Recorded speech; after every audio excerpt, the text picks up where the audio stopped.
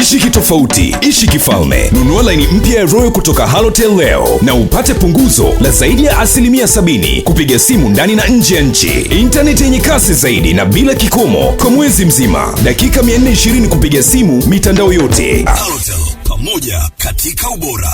Mikakati ya wizara katika kutekeleza mipango yake, na nyingine ni nitatoa kifupi tu policy ambazo zinagaidi wizara katika utekelezaji wa majukumu yake kama wizara ya kisera, na nne nitatoa highlight za budget ya 2018-19 ambayo utekelezaji wake utaelezewa kiundani zaidi na watekelezaji, wakurugenzi wanaotekeleza miradi hiyo au na hiyo mikakati, na vile vile nitashare na nyie budget kwa ajili ya mwaka unaokuja wa fedha, kwa mwaka huu tulionao wa fedha 18-19 20 na 20, ili muone tulionayo na maeneo ambayo yataenda kutekeleza budget hiyo. Na kingine nitashare na nyie mipango mzima wa elimu kama sekta. Tuna mpango wetu wa maendeleo wa sekta ya elimu. Kifupi tu muujue kwamba mpango huu ukoje na unalenga nini, na baada ya hapo nitashare vipaumbele vya sekta kwa ajili ya mwaka huu wa fedha ambao tumetengewa fedha kwa mwaka huu tunaoendelea kutekeleza. Na mwisho ni key take away ambayo mjue maeneo ambayo sasa kifupi tu kwenye highlight mmeyajue. Tukianza na majukumu ya Wizara ya Elimu, kama mnavyojua kwamba Wizara ya Elimu, serikali inavyoingia madarakani, kila sekta, kila wizara inapewa instrument ambayo ina guide utekelezaji wa majukumu yake. Kwenye government notes ya namba 144 ya 2016 imeipa Wizara ya Elimu majukumu makuu 14. Majukumu haya mengine yanatekelezwa na wizara moja kwa moja na mengine yanatekelezwa na taasisi zilizo chini ya wizara kwa niaba ya wizara. Majukumu hayo ni kama yanavyoanza. Kwanza ni policies on education, research, library service, science, technology, innovation, skills, training development and the implementation. Kwamba kwa sababu ni sector ministry, kwa hiyo mambo yote yanayohusiana na sera, mambo ya ujuzi, kila kitu ni jukumu la wizara, kwa hiyo inayatekeleza. Jukumu la pili ni basic education development through teacher training, accreditation, professional development. Jukumu la tatu ni talents identification and development, kwamba tuibue vipaji na baadaye tuviendeleze. Nyingine ni management of folk development training colleges. Kama mnavyojua vyuo vya maendeleo ya jamii mwanzoni vilikuwa Wizara ya Afya, sasa hivi vimekuja kwetu, kwa hiyo ni mojawapo ya instrument lazima iwe jukumu la wizara. Kingine ni management of national qualification framework, ambayo ina guide utoaji wa elimu katika mifumo yote kuanzia elimu ya awali mpaka tunapokuja vyuo vikuu. Kwa hiyo lazima iwepo na framework ambayo inaonyesha pathway clear kwamba kutoka hapa unapita huku, kutoka hapa either unaenda huku au unaenda huku, kama ilivyoainishwa kwenye sera yetu ya elimu kwamba lazima tuwe na path nyingi za kutosha. Sio kwamba lazima upite mkondo fulani tu mpaka ufike kule, hapana. Unaweza kupita mkondo mwingine lakini mwisho wa siku mkakutana kwenye mkondo mwingine. Nyingine ni skills mapping and development, na ambayo hii itaelezewa kiurefu zaidi na mkurugenzi wa sayansi, teknolojia na ubunifu kwenye mambo ya ujuzi, kwamba tuwatambue na tuwaendeleze vile vile. Jukumu lingine ni teacher professional standard development. Kwa kisha tunaendeleza walimu wetu katika kuimarisha ubora wetu, lazima tuhakikishe na walimu wetu na wenyewe wanakuwa wanaimarishwa. School accreditation and quality assurance, kwa mambo ya ukaguzi wa shule. Education and press services, ambayo ni mojawapo ya jukumu la wizara. Oh, sorry.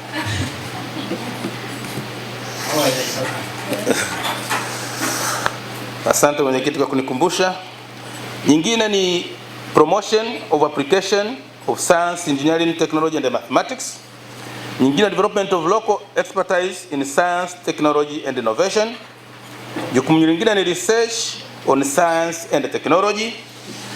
Na jukumu lingine ni performance improvement and development of human resources under the ministry. Na jukumu la mwisho ni extra ministerial department, parastatal organizations, agencies, program and projects under the ministry. Kama mnavyofahamu zile taasisi ambazo ziko kama 30 vikiwemo na vyuo vikuu. Kwa hiyo na yenyewe ni jukumu la wizara kuhakikisha kwamba inasimamia hizo taasisi. Kwa hiyo mgeni rasmi, kifupi hayo ndio majukumu makuu ya wizara kulingana na instrument ambayo namba 144 iliyotolewa mwaka 2016 baada ya serikali ya awamu ya 5 kuingia madarakani.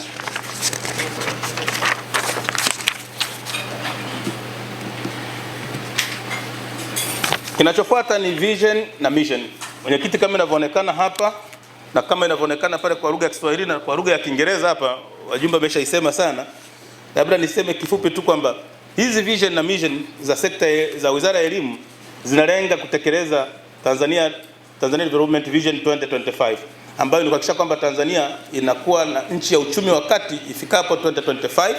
Kwa hiyo ukiangalia hii mission na vision ilivyokaa, ni kweli kwamba ndio drivers ya kuhakikisha kwamba nchi inafika pale, kwa sababu hamna kitakachofanyika bila kuwepo na elimu. Kwa hiyo lazima vision na mission ya wizara clearly identify majukumu ya wizara katika kutekeleza Tanzania Vision 2025.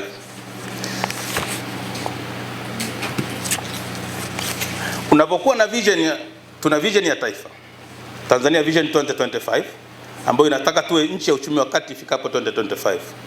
Sasa pale kila sekta ina mchango wake.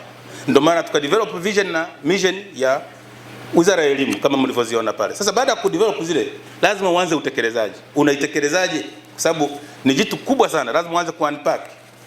Unapomaliza pale unaandaa strategic planning ya wizara ambayo ni ya 3 years rolling, ambayo sasa kutokana na strategic planning una develop kitu kinaitwa MTEF. Sasa kwenye MTEF kuna objectives ambazo unatekeleza kulingana na mwaka, kulingana na budget unayopewa. Sasa kwa wizara yetu tunazo objective 10 ambazo zinatekelezwa kwenye SP. SP ni strategic planning. Objective ya kwanza na ambayo ni across wizara zote kulingana na maelekezo ni service improved and HIV infection reduced. Hii ni objective namba 1 kwa wizara zote tunapokuwa tunapanga budget zetu. Objective namba 2 ni national anti-corruption strategy effectively enhanced, sustained and implemented. Na yenyewe ni cross cut wizara zote, whether uko elimu, whether wizara zote, lakini objective namba 1 na namba 2 ni mandatory kwa wizara zote kuhakikisha kwamba unapoandaa bajeti zako. Hiyo ni objective namba 1, namba 2 ni kwa wizara zote za wizara zetu zote. Objective namba 3 sasa ndio inakuja specific kwenye sekta yetu, kwamba access and quality at all levels of education and training strengthened. Namba 4 ni national and regional and international cooperation and collaboration for education, science and technology enhanced.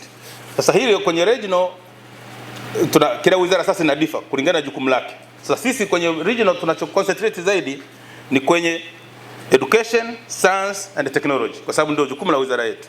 Kuhakikisha kwenye regional cooperation sisi kama sekta yetu tunalenga sana kwenye education, science and technology, lakini wizara zingine utakuta core business yake ndio analenga sasa kwenye regional and cooperation hapa. Jukumu la 5 ni research development and innovation for socio economic growth and industrialization enhanced and coordinated. Kama tulivyosema kwamba hii ndio engine ya kuhakikisha kwamba tunafika kwenye uchumi wa viwanda. Kwa hiyo lazima tuwe na mambo ya utafiti na kuhakikisha kwamba coordination na kuwepo, kuhakikisha kwamba hizo tafiti zinazofanyika zinasaidia taifa kufika kwenye lengo lake. Namba 6 ni nuclear technology promotion, training and regulations enhanced. Ya 5 ni mobilization of financial resources and investment in education and science, technology and innovation infrastructure improved. Ya 8 ni sector information management and e-learning strengthened. Ya 9 ni working environment for efficient and effective delivery of service improved. Na hii namba 9 ni cross cut ni wizara zote, kwamba namba 9 hiyo objective namba 9 wizara zote na yenyewe ni common, kwamba kila wizara lazima iwe na hiyo regardless ya focus yako. Na ya mwisho ni cross cutting issues mainstreamed, na yenyewe ni cross cutting kwa wizara zote kama ile neno linavyosema cross cutting, kwa hiyo na yenyewe wizara zote zinapatikana. Kwa hiyo kiufupi kuna objective 4, ya kwanza na ya pili na ya 9 na ya 10 zinatekelezwa na wizara zote. Mwenyekiti, namba 4 ni key policies investigated by the MOEST, kwamba kama nilivyosema kwamba kuna sera ambazo zinatekeleza ambazo ni key katika utekelezaji wa elimu yetu katika wizara yetu. Cha kwanza ni aligning of technical and vocational curricula and training to meet need for industrialization. Ya pili ni implementation of free basic education. Ya 3 ni implementation of reviewed national qualification framework.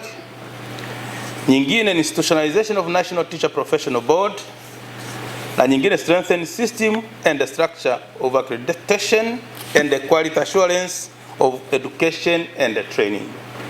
Na ya mwisho ni application of information technology in teaching and learning. Kwa hiyo Mheshimiwa Mwenyekiti, kwamba katika utekelezaji wa majukumu yetu, kwamba hayo ndio maeneo ambayo sera yetu inasisitiza katika kutekeleza, kwamba tuhakikishe kwamba wizara inatekeleza majukumu yake na inayafikia kwa ufanisi. Kitu namba 5 ni bajeti ya mwaka 2018-2019 ambayo utekelezaji wake umeisha. Tunahitaji kutoa utekelezaji kwamba bajeti tuliyopokea tumetekeleza nini. Katika mwaka wa fedha 2018-2019 wizara ilitengewa trilioni 1.4. Pesa hii imeenda kutekeleza miradi mbalimbali na shughuli mbalimbali za wizara, na sehemu kubwa ya pesa hii imeenda kwenye miundombinu pamoja na kuongeza access kwa upande wa elimu ya juu kwa kutoa mikopo kwa wanafunzi wetu wa elimu ya juu. Utekelezaji wa details wa pesa hii mtaiona wakati wa kuwa idara au wasimamizi wa miradi watakapokuwa wanatoa taarifa zao kwa undani, lakini trilioni 1.4 ndio pesa ambayo ilikuja katika wizara ya elimu. Na wakati huo tukumbuke kwamba bajeti ya sekta ya elimu ilikuwa ni trilioni 4.6. Kwa sisi tukapata 1.4 ambayo ni approximately 30% ya bajeti ya sekta ya elimu ilikuja wizara ya elimu. Kati ya trilioni 1.6 ambayo sekta imepata, trilioni 1.4 imekuja specific wizara ya elimu ambayo ni sawa na 30% ya bajeti ya sekta ya elimu. Kwa hiyo 69% iliyobaki imeenda halmashauri, TAMISEMI na mikoa pamoja na zile institution ambazo haziko chini ya wizara, ziko wizara zingine. Kwa mfano chuo cha FM ambayo pesa yake kwa wizara ya fedha, chuo cha mipango, chuo cha TIE, chuo cha Arusha, vile vile vyote pesa yake imeenda wizara ya fedha, lakini ni miongoni mwa 1.6 trilioni ambayo sekta imepewa. Kuna vio viko wizara ya fedha kama nilivyosema, FM, TIE, Arusha, chuo cha mipango, bajeti yake iko ndani ya sekta ya elimu. Sasa kiujumla sekta ya elimu kwa mwaka uliopita ilitengewa trilioni 4.6. Trilioni 4.6 kama sekta. Kati ya trilioni 4.6, trilioni 1.4 tunayoiona hapa ilikuja wizara ya elimu. Wizara ya elimu, hiyo pesa imekuja, ina maana imeanzia elimu ya juu, ikaja pale makao makuu, ikaenda ufundi na ikaenda zile idara zilizoko pale wizara ya elimu. Kwa hiyo maana ikaletewa trilioni 1.4 ambayo ni 30% ya bajeti yote ya sekta ya elimu. Kwa hiyo maana nasema 69-70 iliyobaki imeenda halmashauri, imeenda mikoa, kwa sababu kwenye mikoa kuna serikali ya mikoa, imeenda TAMISEMI makao makuu, na imeenda wizara zingine hizo ambazo zinatekeleza elimu ndani ya sekta. Kwa hiyo nitaka nirudie ufafanuzi ili tuelewe pale. Na ambao nimesema utekelezaji sasa utakapokuja kwenye trilioni 1.4, mtakapoona utekelezaji wa vitu vilivyofanyika kwa mwaka 2018-2019 mtaliona hilo. Tunakuja kwa bajeti ya mwaka 2019-2020. Bajeti iliyotengwa ni trilioni 1.4, isipokuwa imepungua kidogo, lakini trilioni 1.4. Na kati ya pesa hizi kama mnavyojua wizara yetu ina voti mbili. Kuna voti 46 na kuna voti 18. Voti 46 kwa ajili ya makao makuu na voti 18 ni kwa ajili ya UNESCO ambayo iko chini ya wizara ya taasisi. Sasa kati ya pesa hizo trilioni 1.4 na hiyo approximately trilioni 1, asilimia kubwa imekuja wizara ya elimu ambayo ukiangalia ni 0.2 ndio imeenda UNESCO, ni 2.156 bilioni, lakini trilioni 1.386 imekuja wizara ya elimu.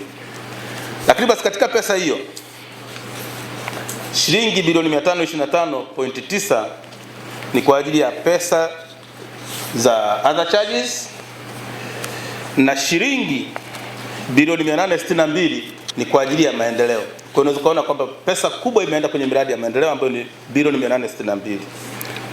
Na ukija vile vile mchanganuo wa hiyo pesa ya maendeleo unaweza kuona kwamba bilioni 583.4 ni pesa ya ndani na bilioni 279.3 ni pesa ya nje. Kwa hiyo unaweza kuona kwamba jinsi gani serikali sasa hivi inaendelea kutenga bajeti, kuongeza bajeti ya ndani na kupunguza bajeti ya nje ili kujiimarisha katika utekelezaji wa miradi yake. Kwa hiyo unaweza kuona kwamba mwanzo kama mtakumbuka ilikuwa ni 50-50. Lakini sasa hivi unaona sisi tuko zaidi ya 60, hii imepungua chini ya 40. Kwamba serikali inaendelea kuimarisha bajeti yake ya ndani kuhakikisha inafadhili miradi yake katika kutekeleza miradi yake ya maendeleo. Sasa niongee kifupi kuhusu mpango wetu wa maendeleo wa sekta ya elimu. Kama mtoa neno alivyosema kwamba tuwe na mipango ambayo tuhakikishe kwamba ni coherent na inatupeleka mbali na ya muda mrefu. Tuna mpango wetu wa ESDP, Education Development Program. Mpango huu ni wa miaka mitano, umeandaliwa 2016-17 na utaisha 2020-21. Mpango huu unaenda sambamba na mpango wa maendeleo ya taifa awamu ya pili, na ambao na wenyewe unaanza 2016-17 hadi 2021. Na hayo ni maelekezo ya tume mipango kwamba mipango yote ya sekta lazima iwe aligned na mpango mkubwa wa taifa wa maendeleo. Mpango huu tuliuanzisha kwa ushirikishi, si kwamba labda ni wizara au nani, hapana. Tuliuanzisha kwa ushirikishi na kushirikisha wadau mbalimbali kuhakikisha kwamba tunakuwa na mpango ambao ni endelevu na ambao unatatua changamoto za sekta ya elimu. Na mpango huu kama nilivyosema unaendana na mpango wa maendeleo ya taifa wa awamu ya pili na mipango mingine iliyopo ya kimataifa ikiwepo SDGs na mipango mingine ya kitaifa vingine. Sasa katika mpango huu ni mkubwa sana. Sasa naomba briefly nitoe maeneo yaliyopo katika mpango huu kwenye maeneo ya focus, kwenye priorities. Una maeneo manne. Eneo la kwanza ni access. Kwanza lazima uhakikishe kwamba watoto wote wameingia shule. Wakishaingia shule, sasa kinachofuata upande wa chini kulia ni quality and learning, kwamba tuhakikishe sasa wameshafika shule wanapata elimu iliyo bora, na upande wa kushoto chini utaona kuna education for social and economic development, kwamba wanapata elimu si tu mradi elimu, bali elimu inayolenga kama yeye mwenyewe kumkomboa na kuchangia katika maendeleo ya nchi na taifa kwa ujumla. Sasa katikati pale ni system structure and government management, kwamba hii yote itafanikiwa endapo kuna mifumo thabiti ya usimamizi wa utekelezaji wa maeneo haya ya vipaumbele. Tukienda details katika maeneo haya, huo mpango katika maeneo manne yale niliyosema, kuna number of priorities ambazo zinatakiwa zitekelezwe, objectives za kwenye kila eneo, na viashiria vya kupima kama umefikia malengo hayo, na number of strategies, yani mikakati gani ya kutekeleza kila eneo. Kwenye eneo la access, participation and equity tuna priority 2, objectives ziko 4, indicators ziko 15 na strategies ziko 5. Kwenye upande wa quality tuna priority ni 1, kwa sababu ni eneo pana ile, kwa kusema tuna concentrate kwenye only quality, ndio maana tunaona priority ni 1, ni quality. Number of objectives ziko 9, ndio maana unaona ni nyingi. Indicators ziko 14 wakati unajipima kuona kama umefikia, na strategies ziko 9. Kwa upande wa education for social and economic development tuna priority 2, tuna objective 4, tuna indicator 11 na tuna strategies 6. Na kwa upande wa system structure and governance and management tuna priority 3, tuna objective 5, 7 vile vile. Kwa hiyo document ya ESDP document kubwa kama page 200 na, lakini kifupi unaweza ukaisummarize kwenye maeneo hayo. Kwa maana hayo, na kuna priority areas tunazoangalia, tuna objective na tuna viashiria vya kupima kama umefikia hayo maeneo, na tuna strategy za utekelezaji wa vipaumbele hivyo. Sasa tuje kwenye vipaumbele vya sekta ya elimu kwa mwaka 2019-20, kwamba tumepewa trilioni 1.4. Hiyo pesa inaenda kufanya maeneo gani? Lakini tukumbuke tumepewa budget ya 1.4 trilioni ya mwaka mmoja. Sasa hiyo 1.4 trilioni unaipeleka wapi kwa mwaka huu, ili mwaka kesho uripoti kwamba je, maeneo niliyopewa pesa nikaenda kuyatekeleza nimeyafikia kwa kiasi gani? ESDP kama nilivyosema ni pana, kwa hiyo lazima uchukue vitu vichache, ununpack vichache vya kutekeleza kwa mwaka ndani ya miaka mitano ili uweze kufikia yale malengo uliyojiwekea. Eneo la kwanza ni to improve quality of education and training at all levels of education. kwamba kipaumbele cha kwanza ni kuimarisha ubora wa elimu, ambacho ili tuweze kuimarisha ubora wa elimu, kama mmefuatilia hotuba iliyotoa mgeni rasmi, kwamba tumeongeza sana uandikishaji, tumefanikiwa sana kwenye eneo hilo.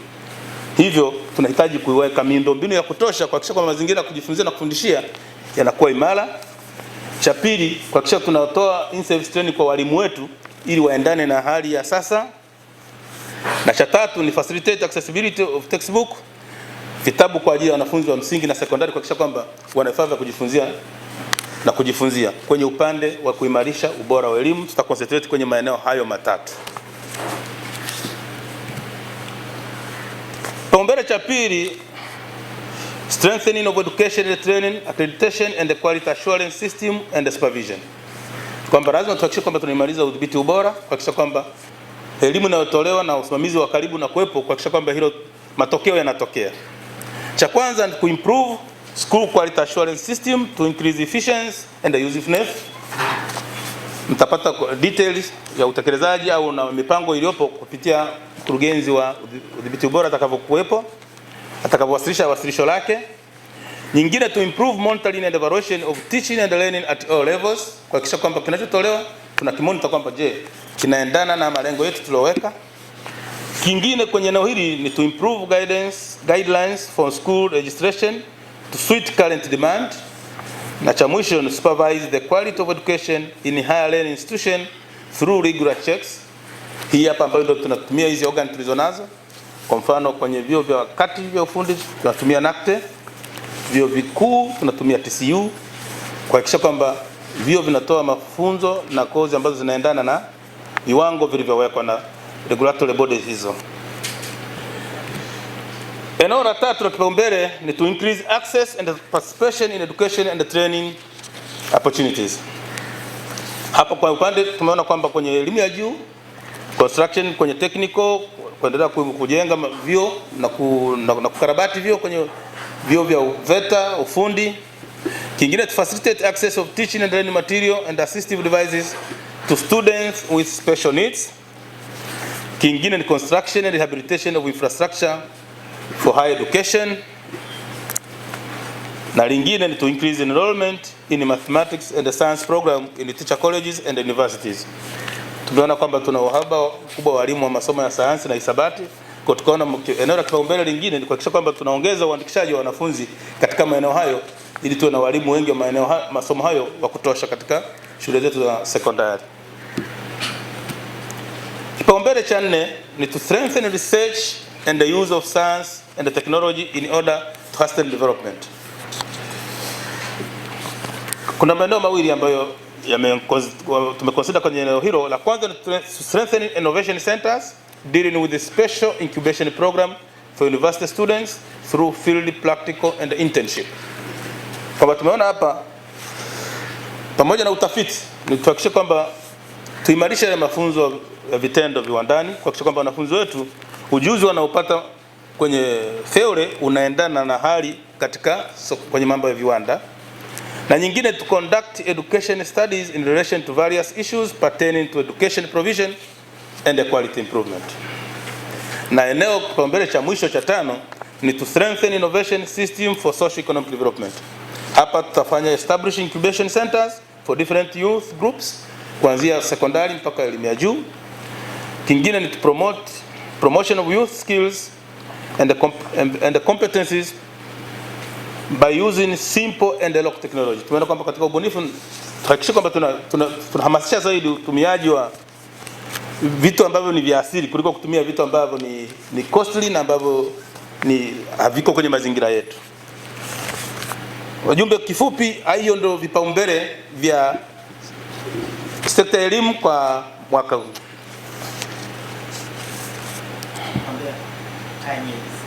Going very fast.